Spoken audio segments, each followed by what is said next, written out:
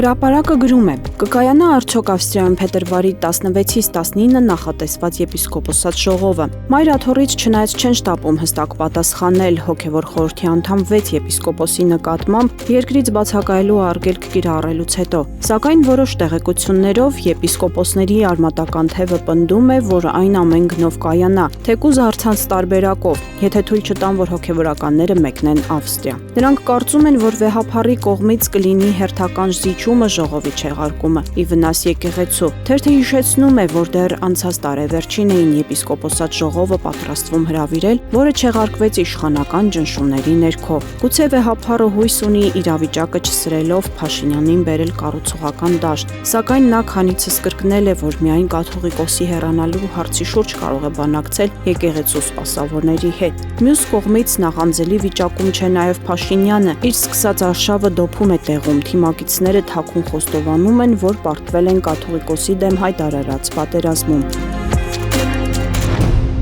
Հրապարակը գրում է. իշխող թիմում նախընտրական ցուցակի ձևավորման գործընթացին զուգահեռ ակտիվ աշխատանքներ են տանում նաև նախընտրական կարգախոս, երգ, սիմվոլիկաներ ընտրելու ուղղություններով։ Այս հարցերով խումբ է աշխատում Վահագն Ալեքսանյանի գլխավորությամբ։ Կարծես վերջնական եզրահանգման են եկել, որ նախընտրական երգը լինելու է Փաշինյանի հեղինակած «Իրական Հայաստան» բանաստեղծության հիման վրա գրված երգը, որը վարչաբենդի հիմն է նաև դարձել։ Իսկ քարոզչական սիմվոլիկան լինելու է Փաշինյանի «Մատներով սրտիկը»։ Փոխարենը կարգախոսի հարցում դեռ վերջնական որոշման չեն եկել, բայց այն լինելու է խաղաղության վերաբերյալ խաղաղություն բառի կիրառմամբ։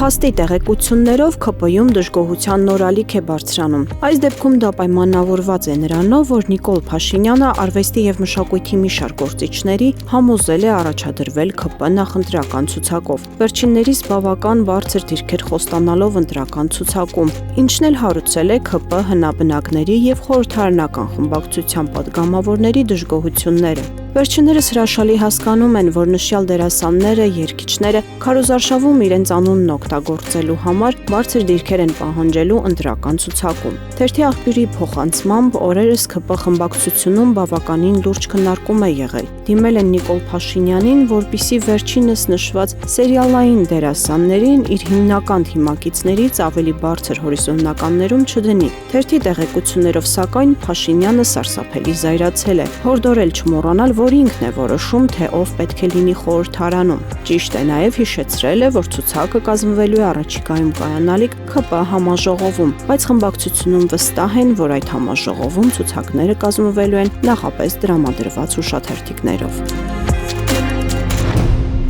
Փաստը գրում է. Ռոբերտ Քոչարյանի ասուլիսին հրավիրվել էին ավելի քան 3 տասնյակ լրատվամիջոցներ, տարբեր դիրքավորումների եւ տարբեր ուղղվածության, այդ թվում իշխանական։ Թերթը, ինչպես նախորդ, այս անգամ էլ մշտադիտարկեց երկրորդ նախագահի ավելի քան 3 ժամ տևած ասուլիսի ամբողջական եւ հատվածաբար հրապարակումների դիտումները։ Թերթը նշում է, որ ասուլիսը լայնորեն լուսաբանվել է ոչ միայն մասնակցություն ունեցած լրատվամիջոցներում, դիտարկվել է լրատվամիջոցների ընդամենը մի մասում ասուլիսի դիտումները եւ արձագանքները։ Թերթի ուսումնասիրած հարթակներում երեկվա փետրվարի 6-ի ժամը 12:00-ի դրությամբ դիտումների թիվը գերազանցում է 7.900.000-ը։ Ուղիղ հեռարձակմամբ դիտումների թիվը կազմում է շուրջ 400.000։ Արձագանքները եւ մեկնաբանությունները եւս բավական շատ են, առավելապես դրական։ Ֆեյքային գրառումները մի կողմ, իրական օգտատերերի մեկնաբանությունները պարունակում են հիմնականում կոչեր, առաջարկներ, սպասումներ, քննադատություն, անհամաձայնություններ, հակափաստարկներ, իսկ հիմնականում համաձայնություն։ Թերթը ուշիուշով հետևում է քաղաքական տարբեր ուժերի առաջնորդների, հայտնի գործիչների հրապարակային ակտիվությանը, ելույթներին, հարցազրույց ասուլիսներին եւ նկատել, որ Ռոբերտ Քոչարյանի պարագայում գործ ունենք հետաքրքիր ֆենոմենի, հետաքրքրության առումով բացառիկ կայունության հետ։